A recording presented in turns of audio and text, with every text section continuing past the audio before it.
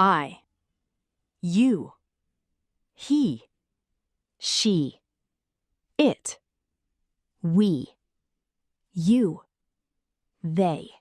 I, you, he, she, it, we, you, they. I love reading books. I am a teacher. I will call you tomorrow. I don't eat meat. You are very kind. You look tired today. You are my best friends. You should study harder. He is a doctor. He plays guitar very well. He doesn't like cold weather. He arrived late to the meeting. She sings beautifully.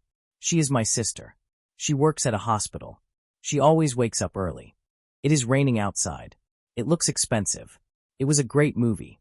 It hurts here. We are going to the cinema. We love our country. We can finish the project together. We were very happy.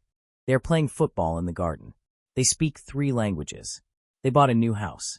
They seem friendly. I think you are right. She called me, but he didn't answer. We know they are coming. It works fine when you press this button.